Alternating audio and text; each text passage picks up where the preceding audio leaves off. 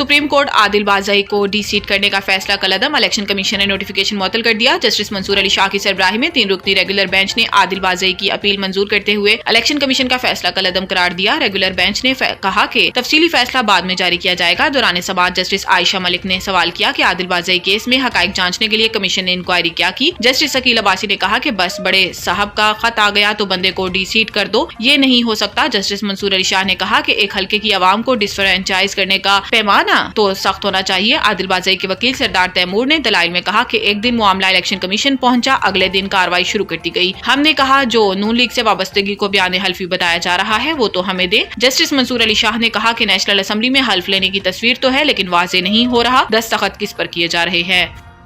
सदर मुमलिकत आसिफ जरदारी का मुख्तलिफ शोबों में चीनी सरमायाकारी बढ़ाने पर जोर। सदर मुमलिकत आसिफ अली जरदारी से बिलावल हाउस में चीन के कारोबारी वफ्द ने मुलाकात की, जिसमें वजीर आला सिंध सैयद मुराद अली शाह सूबाई वुज़रा, चीन के कौंसल जनरल ने शिरकत की। मुलाकात के दौरान सदर मुमलिकत आसिफ अली जरदारी ने पाकिस्तानी मईशत के मुख्तलिफ शोबों में चीनी सरमायाकारी बढ़ाने पर जोर देते हुए कहा कि पाकिस्तान और चीन के माबैन इक्तसादी और तिजारती ताउन फरोग देने की जरूरत है। दोनों ममालिक की आवाम बिलखसूस सरमायाकारों और कारोबारी इदारों के दरमियान रवाबित बढ़ाना होंगे। वफ्द ने मुल्क की शोबा सेहत की तरक्की के लिए पाकिस्तान में मेडिकल सिटी के कयाम के लिए $1 अरब की सरमायाकारी में दिलचस्पी का इजहार किया, जबकि मईशत के मुख्तलिफ शोबों बिलखसूस ज़राअत, लाइफ स्टॉक, तवानाई, ट्रांसपोर्ट और मैन्युफैक्चरिंग में सरमायाकारी में भी दिलचस्पी जाहिर की।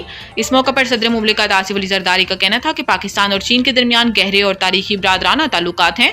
दोनों ममालिक के अहम अमूर पर मुश्तरका मुफादात और ख्यालात हैं। पाकिस्तान और चीन के माबैन कई दिहाइयों पर मुहीत गहरी दोस्ती है।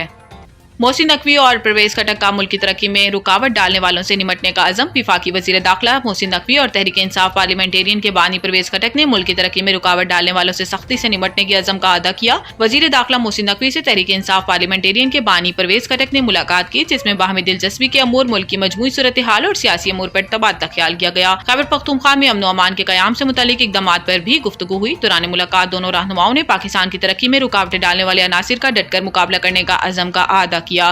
इस मौके पर तहरीक इंसाफ पार्लियामेंटेरियन के बानी परवेज खटक ने इस्लामाबाद में एहतजाज के दौरान शरपसंदों के हमले में शहीद पुलिस और रेंजर्स एहलकारों की शहादत पर गहरे दुख और अफसोस का इजहार किया।